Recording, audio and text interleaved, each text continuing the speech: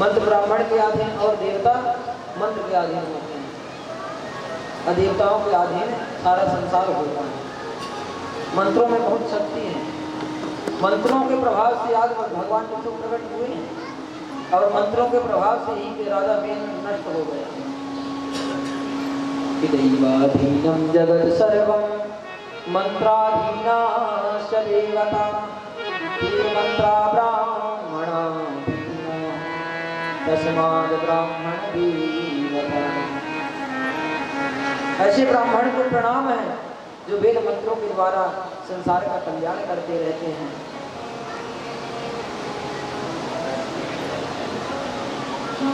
महाराज को धरती का दोहन करने के बाद में खूब यज्ञ करते हैं, अनुष्ठान करते हैं, बड़े बड़े अश्वमेधादि यज्ञ करते हैं।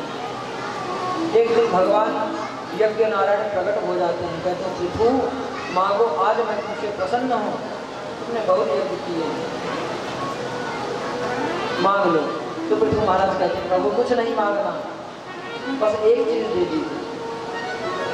आपकी कथा श्रवण करने में एक कान से दो कान से मैं सुन नहीं पाता भरपूर, ज्यादा नहीं 1000 कान दे दीजिए, इससे आपकी कथाएं को मैं सुन सकूं, ढंग से अपने अंतरंग में उतार सकूं। तो भगवान कहते हैं तथास्तु, ऐसा ही होगा। तो धन्य है महाराज पूछो कान मांग रहे हैं भगवान की कथा सुनने के लिए। और हम सभी क्या मांगते हैं कि महाराज कान में पहनने के लिए बालें मिल जाए, तो घोषणा और झुमका बन जाता तो काम है। पड़ोसी से प्रशंसा करते हैं, घोषणा तो हम ये मांगते हैं भगवान से मंदिर जा करके। और महाराज तो क्या मांग रहे हैं, 1000 ठिकाने दीजिए जिससे आपकी कथा में श्रवण करता रहूं, मनन करता रहूं, आनंद प्राप्त करता रहूं। इसी क्रम में पुरंजन का उपाख्यान बताया महाराज नारद ने। एक प्राचीन बरही नाम के राजा हैं जिनको पुरंजन का उपाख्यान नारद ने बताया। अभिज्ञात दो मित्र हैं, एक का नाम अभिज्ञात है, दूसरे का नाम पुरंजन है। यह जीव ही पुरंजन है और अभिज्ञात कौन है, परमात्मा, ईश्वर अंश जीव अविनाशी। जीव अपने आप को, अपने तत्व को भूल जाता है इस 9 द्वार वाली पुरी में, इसे शरीर में प्रवेश करके भूल जाता है, इसी में रमण करता है, आनंद प्राप्त करता रहता है। ज्ञानेंद्रियों पर इंद्रियों के द्वारा अनेक प्रकार के संसार में घृणित कर्म करता रहता है। लेकिन एक दिन जरा राम की स्त्री आती है और वरण कर लेती है। इस पुरंजन को जरा नाम की स्त्री आती है और वरण कर लेती है। जरा क्या है, हमारा बुढ़ापा ही है ना। और 365 दिन में रात्रि काल आता है, अंधेरा, वही हमें बदलता रहता है। अभिज्ञात कहता है कि मित्र तू चला गया तो हमें भूल गया, माया में फंस गया, 9 द्वार का महल पा गया है, उसी में घूम रहा है, लेकिन मुझे भूल गया है। भाई देखिए, हमें अभिज्ञात को जानना चाहिए, ब्रह्म को जानना चाहिए, वही मुक्त करने वाला है। तो प्राचीन बरही को नारद जी समझाए कि देखो प्राचीन बरही, तुम पाप ना करो, जीवों को मारो नहीं। नारद दिखाते हैं प्राचीन बरही, देखो ऊपर खड़े हुए हैं सभी जीव, कौन से जीव जिनका तुमने वध किया है, हत्या की है, अपने स्वार्थ के लिए, जिनकी मांस खाने के लिए तुमने वध किया है ना, वो देख रहे हैं, तो तुम्हें ले जाएंगे, खूब पिटाई करेंगे नरक में, और फिर तुम्हें युवराज से कह के फिर अपनी योनि में भेजेंगे, जिस योनि में वो थे और उनको तुमने काटा था, मारा था, तो उसी योनि में भेजेंगे, फिर वो भी तुम्हें दंड देंगे, नरक भी भोगना पड़ेगा।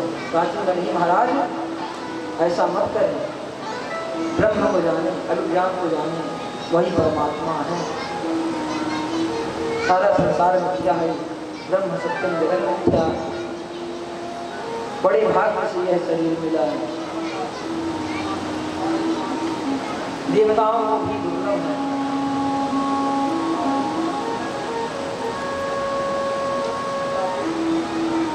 बताते हैं नारद जी,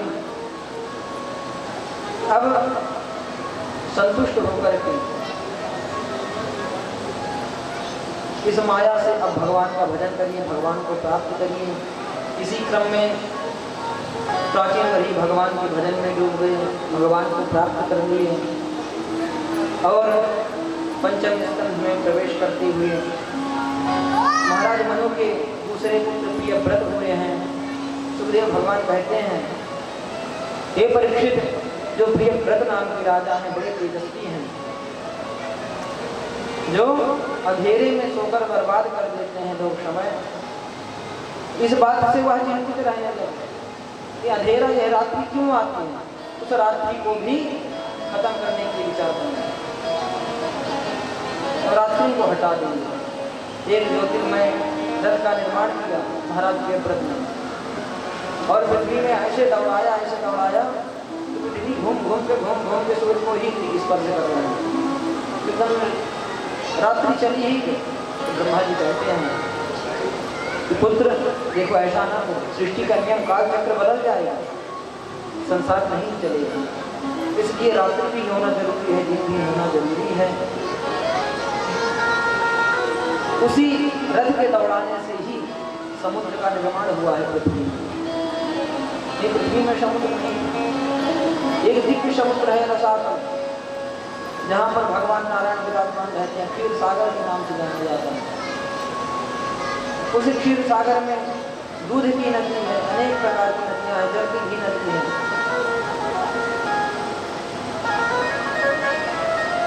तो प्रकृति बिगड़ जाएगी, इसलिए अब तुम कुछ मत करो, अपने राज्य में जाओ और राज्य का पालन करो। सुखदेव भगवान कहते हैं, हे परीक्षित, प्रियव्रत के पुत्र हुए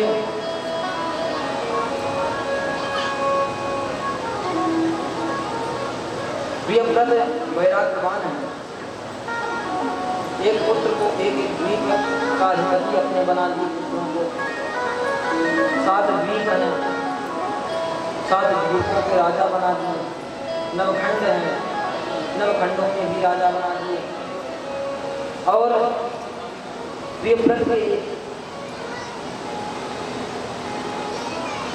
9 योगेश्वर बन गए। इसी क्रम में बताया कि महाराज भरत सबसे बड़े पुत्र हैं, उनको प्रियव्रत राज्य देकर के चले जाते हैं। भरत राज्य करते हैं और राज्य करने के बाद में कुछ दिन राज्य नहीं, फिर उसके बाद में भरत भी राज्य का त्याग करके भगवान का भजन करने के लिए त्याग करके चले जाते हैं। कहने का तात्पर्य है कि हमें 50 वर्ष के बाद में वानप्रस्थ ले लेना चाहिए, भगवान के धाम में निवास करना चाहिए, भगवान का भजन करना चाहिए। नहीं जा पाते हैं तो घर में ही भगवान का भजन करते रहें, गुरु मंत्र का जाप करते रहें। सुखदेव भगवान कहते हैं, परीक्षित, ऋषभ भगवान ने एक दिन सभी बच्चों को अपने बुलाया है। ऋषभ भगवान हुए हैं जब भरत जी के यहाँ। ऋषभ भगवान राज्य किए, फिर अपने पुत्रों को समझाते हैं, मोक्ष धर्म बताए। देखो पुत्र, मोक्ष धर्म, मोक्ष अगर प्राप्ति करनी है तो भगवान का भजन करो, भगवान की सेवा करो, किसी को दुख न दो। इस संसार में कोई किसी का नहीं है। ऋषभ भगवान अपने पुत्रों को समझा रहे हैं, गुरु न सस्यात् स्वजनो न सस्यात्, पिता न सस्यात् जननी न सस्यात्। वो माता नहीं है जो अपने पुत्र को मुक्त ना कर दे, सही मार्ग ना बता दे। वो पिता नहीं है जो अपने पुत्र को सही मार्ग ना दिखा दे। वो गुरु नहीं है जो अपने शिष्य को सही मार्ग प्रशस्त कर दे, मुक्ति का मार्ग बता दे। इस प्रकार से महाराज भरत चले आए यहाँ पर गंडकी नदी के तट में। नेपाल में गंडकी नदी है, वहीं पर भगवान का भजन करते हैं। शालिग्राम क्षेत्र मुक्ति धाम कहा गया है। तो शालिग्राम भगवान का पूजन करते हैं, ध्यान करते हैं, मुक्त संग है। ऋषभ भगवान भी अपने पुत्रों को उपदेश देकर के तपस्या करने के लिए चले जाते हैं। अब इधर एक दिन महाराज भरत तपस्या कर रहे थे, ध्यान खुला उनका कि चलो स्नान कर जाते हैं, अब शाम हो गई है, स्नान कर लें, फिर उसके बाद में भोजन इत्यादि का प्रबंध करें। एक टाइम भोजन करते हैं और 24 घंटा भगवान का भजन करते हैं। तो कुछ अन्य भी जरूरी है, जब शरीर पुष्ट नहीं रहेगा तो भजन भी नहीं होगा। तो शरीर को पुष्ट करने के लिए भोजन तो प्रबंध करेंगे, उससे पहले स्नान ध्यान कर लें। तो स्नान करने जाते हैं, गंडकी नदी में देखते हैं एक मृगी जो गर्भवती है, जल पीने के लिए आती है, दूसरे पार शेर रहता है, उधर से पीछे से आ जाता है, वह डर के मारे गंडकी नदी में कूद जाती है, उसका गर्भपात हो जाता है। छोटा सा मृग बैठे हुए आके महाराज भरत के पास में लग जाता है। महाराज भरत उसे उठा लेते हैं, उसका पालन पोषण करते हैं, उसी की माया में पड़ जाते हैं, पुत्र की तरह एकदम मानते हैं। अगर वह कहीं दूर हो जाए, नजर से उधर हो जाए तो बहुत विलाप करते हैं कि आज मेरा पुत्र मेरे से दूर हो गया। इतना जो माया छोड़ के आए थे वही माया मिल गई यहाँ पर आकर, उसी माया में फंस गए संत राज ऋषि। देखिए जो संत होते हैं ना, जिससे प्रेम करते हैं उसका उद्धार कर देते हैं। एक दिन वह मृग कुछ दूर चला जाता है, महाराज भरत विलाप करते करके प्राण त्याग देते हैं। तो महाराज भरत मृग के रूप में ही प्रकट होते हैं, पुनः जन्म होता है। उनको अपने तपस्या के प्रभाव से ध्यान रहता है, मृग योनि में आकर मैं राजा भरत था, तपस्वी था, भगवान का भजन करता था, लेकिन अब मैं मृग योनि में आया हूँ। अंते मति साधते, अंत समय में भगवान का नाम होना चाहिए, संसार का स्मरण नहीं होना चाहिए, भगवान के नाम का स्मरण होना चाहिए, तो हम भगवान में मिल जाएंगे। अगर अंत समय में बेचारे कुत्ते का ध्यान रहेगा,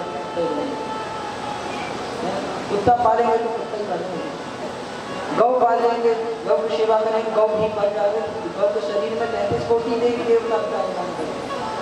उत्तम कोटि का मनुष्य के बाद में फिर गौ का ही स्वरूप सबसे उत्तम कहा गया, सर्व पूजनीय कहा गया। तो देखिए अंत समय में भगवान का नाम ही आना चाहिए मनुष्य। इसके लिए बचपन से भजन करें, बचपन से भजन करें, बचपन तक में तो एकत्र हो जाएगा। बचपन में अगर प्राण निकलेंगे, 60 में प्राण निकलेंगे तो भगवान का नाम मुख से आ ही जाएगा। कि जन्म जन्म में मुनि जतन कराही, जन्म जन्म मुनि जतन कराई, अंत राम कहीं आवत नाही, अंत राम कहीं आवत नाही। जन्म जन्म मुनि जतन कराई, जन्म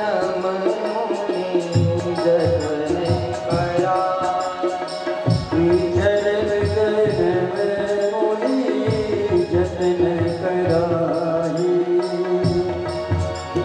अंत राम कहीं आवत नाही, अंत राम कहीं आवत नाही।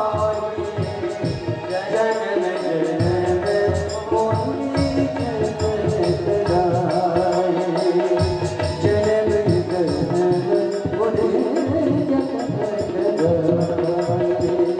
जतन कराई। जो मृग था उसका जन्म हुआ है राजा के रूप में। महाराज भरत राजा थे, तो राजा करने के प्रति दर्शन करता था। अंत में उसके हृदय में था कि हमें अंत में राजा का स्मरण रहा तो राजा बना, और वो जड़ भरत की मृग बने। मृग बनने के बाद उन्हें ध्यान रहा तो तृण सूखा तृण खाते हैं और मेरे शरीर में सब हरी हरी घास ढूंढते हैं, लेकिन वो सूखा तृण नहीं खा करके वहीं नेपाल में ही जन्म उनको मिलता है। तो वहीं पर फिर मुक्ति को प्राप्त करते हैं। पुनः फिर स्नान करते हुए एक ब्राह्मण का दर्शन करते हैं। जब ब्राह्मण का दर्शन करते हैं, मरते समय ब्राह्मण का दर्शन किया तो ब्राह्मण के कुल में उत्पन्न हुए। ब्राह्मण के कुल में उत्पन्न हुए तब भी उन्हें खूब ध्यान है कि अब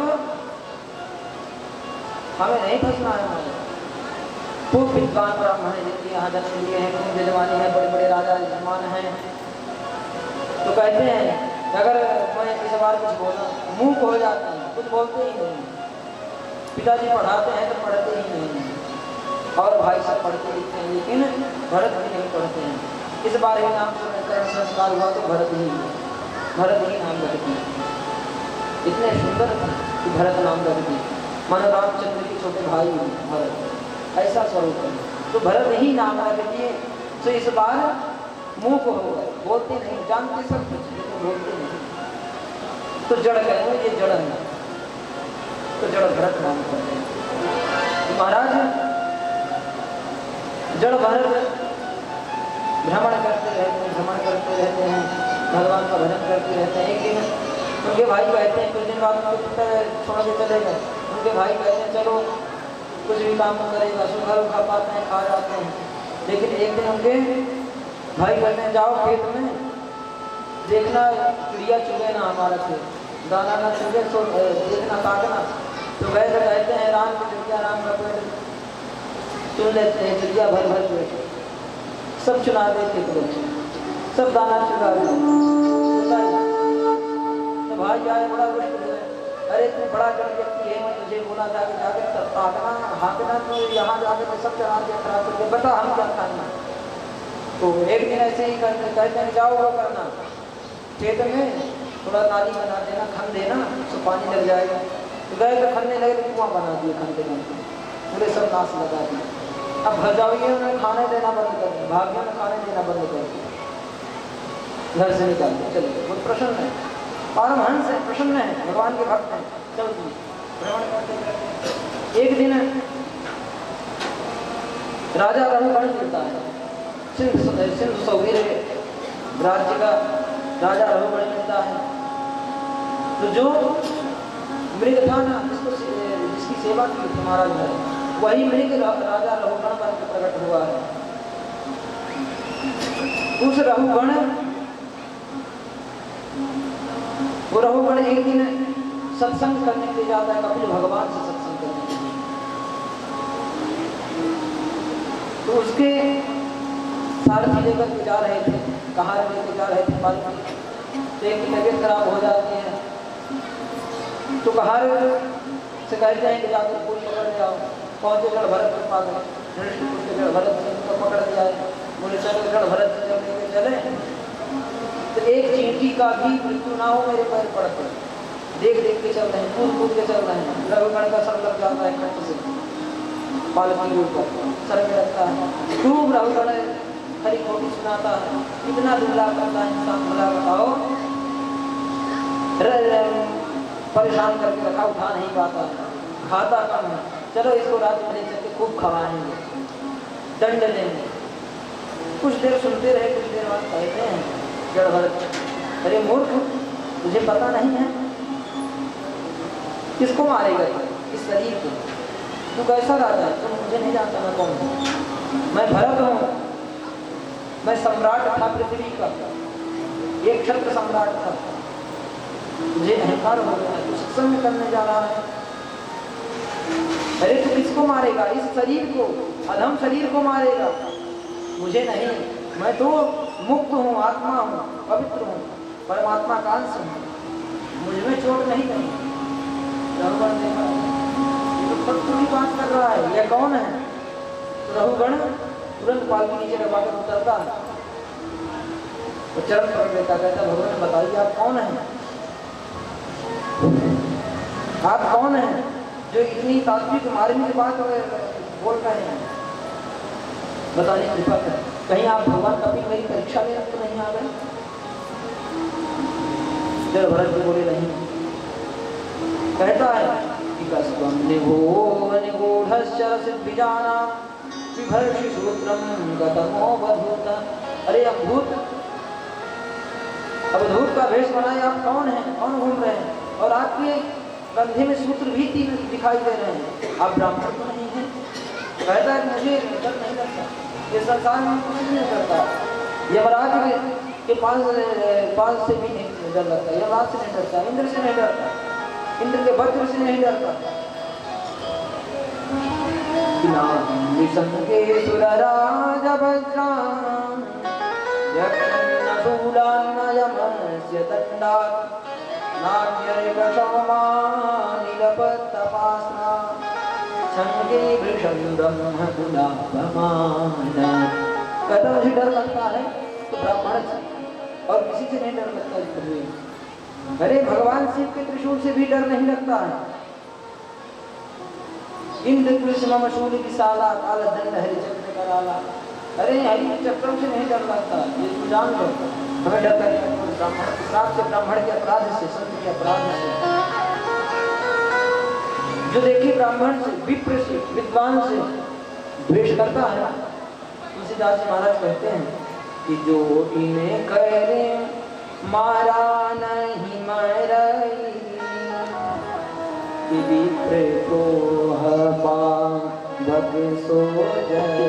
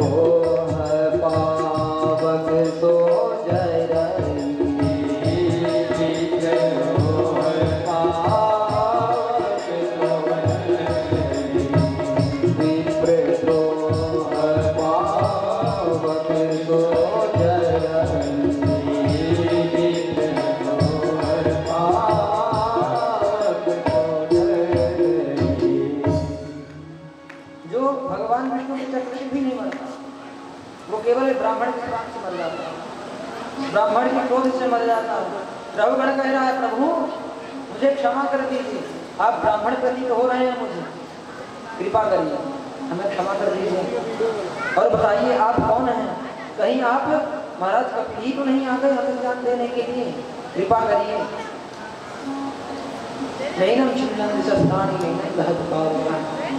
अरे रघुगण तुम्हारा अज्ञान है, आत्मा तो अमर है, अजर है, प्रभु का अंश है, इसे कोई अस्त्र शस्त्र नहीं मार सकता है, इसे अग्नि जला नहीं सकती है, ये परमात्मा कर दिया हुआ है। रघुगण अनेक प्रकार के प्रश्न करता है, उसे ज्ञान देते हैं। फिर आगे क्रम में श्री सुखदेव भगवान वर्णन करते हैं भूगोल खगोल अनेक प्रकार की ज्योतिष क्या है,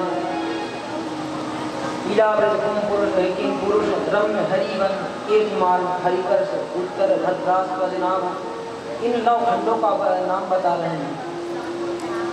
हम अजनाभ खंड में हैं। भारत का नाम पुराना क्या है? अजनाभ खंड। भारत नाम कैसे पड़ा? 3 भरत,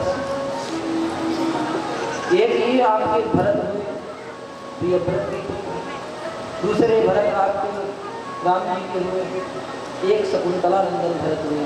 3 भरत के कर्म भूमि है ये। उनकी धर्म भूमि है, इन्हीं के नाम से भारत पड़ा है। और इसी भारत में भगवान धर्म अपना के लिए बार बार जन्म लेते हैं और प्राणियों का कल्याण करते हैं। इसी क्रम में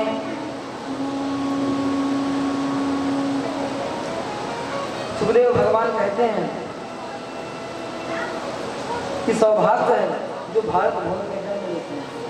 ये देवताओं को भी दुर्लभ है। भारत भूमि में ही आपको ये धर्मशास्त्र सुलभ है। स्वर्ग में भी यह सुलभ नहीं है। भगवान की कथा, भगवान की सेवा। सुखदेव भगवान कहते हैं कि अहो अमीषां किमकारि शोभनम, अहो अमीषां किमकारि शोभनम, प्रसन्ना ईशां सुदुतस्वयं हरि जन्मलब्धं देशो भारताजिरे मुकुंद शिवोपनिकं प्रिया। भगवान मुकुंद माधव की सेवा यही भारत भूमि में रहकर हम कर सकते हैं। विदेशों में तो यह पवित्र गंगा जल भी हमें नहीं मिलेगा। कैसे सेवा करेंगे, कैसे भगवान को स्नान करवाएंगे, कैसे पवित्रता का ख्याल कर पाएंगे। अवित्र होगा, पवित्र हो जाएंगे, पवित्र कैसे होंगे। तो भगवान की कथा यहीं पर है। नयत्र वैकुंठ कथा सुधापका न साधवो भागवताश्रय। भागवत का आश्रय हमें मिला है तो भारत भूमि का प्रभाव है। हमारे पुण्य उदय हुए हैं, हमारे पूर्वजों का आशीर्वाद है। अनेक जन्मों के पुण्य जो हमारे उदय होते हैं तब हमें भारत भूमि में जन्म मिलता है। फिर उसमें भी जब भगवान की बहुत कृपा होती है तब हम भगवान की कथा श्रवण कर पाते हैं। इसी क्रम में षष्ठम स्कंद में प्रवेश करते हैं। सुखदेव भगवान अनेक नरकों का वर्णन करते हैं। बोले 29 नरक हैं। नरक का वर्णन जब करते हैं तो बताते हैं कि जो स्त्री अपने पति को त्याग करती है, पराई पुरुष के साथ रमण करती है, या जो पुरुष पराई स्त्री के साथ रमण करता है तो उसको जानते हैं क्या किया जाता है? उसको यमराज का दूत ले जाता है और एक लौह पुरुष बनाया जाता है और एक लौह स्त्री। जैसे ताम्र पात्र होता है एकदम लाल लाल अग्नि की तरह वाला लोहा जलता रहता है और उससे छपका दिया जाता है। स्त्री को लौह पुरुष में छपकाया जाता है, पुरुष को लौह की स्त्री में छपकाया जाता है। इसलिए अगर हम सनातन धर्म में धर्मशास्त्र से मानते हैं, कम से कम धर्मशास्त्र की मान करके अपने धर्म का पालन करें। जो भी स्त्रियां हैं सब हमारी बहन स्वरूप हैं, ऐसा आदर करना चाहिए, सम्मान करना। स्त्रियों को माता के स्वरूप में देखना चाहिए। जो पारमहंस होते हैं, संत होते हैं, सुखदेव जी की वृत्ति क्यों नहीं थी स्त्री पुरुष में? वो स्त्रियों को माता कहने लगे। संसार की सारी स्त्रियां माता हैं और सारे पुरुष पिता हैं। गलत भावना है ही नहीं, वही पालन। हमारी भी भावना एकदम शुद्ध पवित्र होनी चाहिए। अगर हम गलत दृष्टि किसी के ऊपर डालते हैं, अगर किसी के ऊपर गलत दृष्टि डालते तो हमारी आंख फोड़ी जाती है, वहाँ खूब नरकों में घुमाया जाता है। यह सब महाराज परीक्षित सुनकर कहते हैं, प्रभु मुझे डर लग रहा है, आप हिम्मत बताइए। कहते डरो नहीं परीक्षित, डरो नहीं। कहते कोई ऐसा हुआ है पापी जिसका कल्याण भगवान ने किया, क्या ऐसे पापियों को उद्धार भी हो जाता है? बोले हाँ। एक अजामिल नाम का ब्राह्मण हुआ है जो बहुत ही बड़ा पाप। पहले तो बढ़िया एकदम ब्रह्मचर्य का पालन विवाह किया था। एक दिन उसके पिता कहते हैं जाओ पुत्र अग्नि की संविधा ले आओ, अग्नि की संविधा लेकर के आओ, अग्नि जलानी है, हवन करना है। तब महाराज अजामिल जाते हैं संविधा लेने के लिए, तो एक वेश्या को रमण करते हुए शूद्र पुरुष को देखते हैं जब वहीं से उनकी मनोवृत्ति बदल जाती है। सोचिए सदाचारी ब्राह्मण जाकर के एक बार उस वेश्या वृत्ति को देख लेता है, उसकी मनोवृत्ति बदल गई। अपनी पत्नी को त्याग दिया और सारा धन उस वेश्या के लिए खर्च कर दिया। उस वेश्या के लिए सारा धन खर्च कर दिया, पूरा जीवन खराब कर दिया उस वेश्या के लिए, बताइए। और आज कलयुग में मोबाइल के माध्यम से रोज गंदे दृश्य लोग देख रहे हैं, छोटे छोटे बच्चे देख रहे हैं। सोचिए कैसे प्रभाव पड़ेगा। भजन करने वाले नहीं होंगे, माता पिता की सेवा करने वाले नहीं होंगे। उस दिन जान लीजिएगा कि घोर कलयुग आ गया है, अब सृष्टि का संहार होगा। जिस दिन यह वेश्यावृत्ति भाई की बहन के लिए हो जाएगी, बहन की भाई के लिए हो जाएगी, उस दिन जान लीजिएगा अब घोर कलयुग आ गया है। अब धर्म का ह्रास होने लगा है। अभी तो लोग दूसरों की बहनों में नजर डालते हैं। देखिए सब बहन, उसी दिन वह स्त्री, वह लड़की आपकी है जिस दिन उससे आपका विवाह हो, वही सब कुछ आपके लिए होनी चाहिए। संसार में गलत दृष्टि नहीं, सब बहनें हैं, सब माताएं हैं। इस दृष्टि से आप देखेंगे तो आपकी सात्विक बुद्धि रहेगी, आप हमेशा भगवान को प्राप्त कर पाएंगे, भगवान आपसे प्रसन्न रहेंगे। कभी आप परेशान नहीं होंगे, जीवन में दुखी नहीं होंगे, क्योंकि आपके पास में सबका आशीर्वाद रहेगा। सबकी यही मनोकामना, आपके संस्कार को देख करके मनोकामना यही होगी। कितना अच्छा है, भगवान ऐसे व्यक्ति को खूब तरक्की देगा। हर कोई भगवान से विनती करेगा आपके संस्कार को देख करके, और आपके माता पिता को भी खूब आशीर्वाद देगा, प्रशंसा करेगा, सम्मान। इसलिए संस्कार जीवन में बहुत जरूरी है। संस्कार नहीं तो कुछ नहीं, संस्कार हीन पशुवेश। जो संस्कार से हीन है वो पशु है। आज अजामिल देखता है उस वेश्या को, उस शूद्र पुरुष को देखता है रमण करते हुए, उसको अपने घर ले आता है, अपनी स्त्री का, पतिव्रता स्त्री का त्याग कर देता है, उसी के पीछे रमण करने लगता है। पुत्र उत्पन्न किए हैं, फिर उसके बाद में एक लास्ट पुत्र हुआ है अजामिल, जिसका नाम नारायण रखा। बोले नारायण कैसे, इतना बड़ा पापी जो है, वेश्यावृत्ति वाला व्यक्ति, चोर बन गया, डाकू बन गया, बढ़िया ब्राह्मण होने के बाद डाकू बन गया, लोगों को छीनने लगा, मारने लगा, मार पिटाई करने लगा, डाकू बन गया। तो बताइए कितना बड़ा पापी होगा। एक दिन कुछ संतों की मंडली अयोध्या धाम से होते हुए, अयोध्या धाम से चली है मंडली वृंदावन के लिए चल पड़ी। कब वृंदावन धाम जाएंगे भगवान कृष्ण कन्हैया का दर्शन करने के लिए, तो वहीं पर अजामिल का गांव रास्ते नहीं पड़ता है, नगर, उसी नगर से भ्रमण होते हुए चलते हैं, उसके गांव में रुक जाते हैं, रात्रि हो जाती है। कहते हैं किसी से पूछते हैं तो परिहास बस बता देता है कि एक वैष्णव ब्राह्मण है हमारे गांव में अजामिल नाम के, अगर आप उनके वहाँ चले जाएं तो आप सभी संतों का सम्मान होगा और भोजन की सारी व्यवस्था हो जाएगी। बोले ठीक है। कुछ बच्चों ने हाथ परिहास पूर्वक बोल दिया, पूरे डाकू का घर है, पाखंड वगैरह मचाते हैं, घूमते रहते हैं, ले जाकर पहुँचा दिए। अब वहाँ पर ब्राह्मण के महात्मा गए, बुलाए भैया बाहर निकलो, राधे राधे, बाहर निकली बेश्या।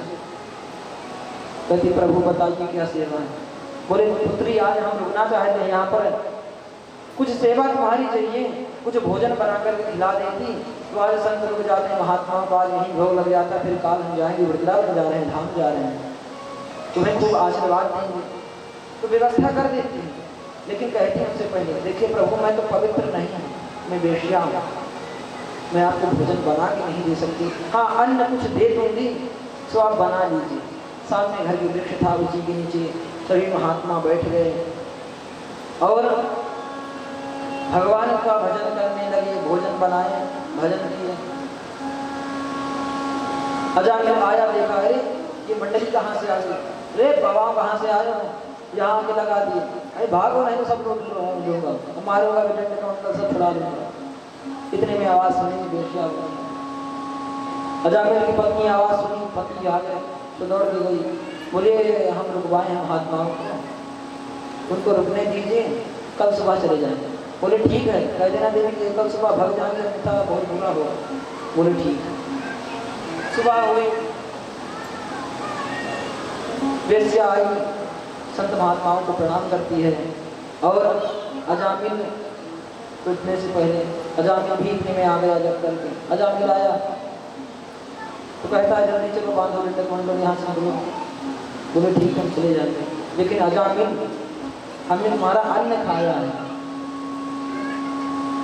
तो हम किसी का फ्री में नहीं खाते, उसे कुछ ना कुछ देते हैं। और तुम्हारे यहाँ भोजन किए हैं तो एक नियम ये भी है कि दक्षिणा देनी चाहिए भोजन के बाद में, तो तुम दक्षिणा दे दो। देखिए मुझे धन दौलत की आशा नहीं है, धन दौलत नहीं मांग रहा हूँ, लेकिन दक्षिणा मांगा। बोले दक्षिणा क्या करें? ठीक है। वेश्या बोले ठीक है प्रभु, देंगे। बोले अपने पुत्र का तो नाम, जो सबसे छोटा पुत्र होगा गर्भ में तुम्हारी पत्नी के है, उसका नाम नारायण रख देना, यही सबसे बड़ी दक्षिणा है। बोले ठीक है। संत हमेशा जिसके ऊपर कृपा करते हैं तो उसका कल्याण ही हो जाता है। आज संत भगवान की कृपा हुई, अजामिल खूब प्रेम करता है छोटे बच्चे से, नामकरण हो गया, नारायण उत्पन्न हुआ है, खूब नारायण से प्रेम करता है। तो अंत में मुक्त हो जाता है। एक दिन क्या होता है, उसका पाप का घड़ा भर गया। यमराज दूध भेजे, जाओ अजामिल को पकड़ के ले आओ। दूध आए हैं यमराज के,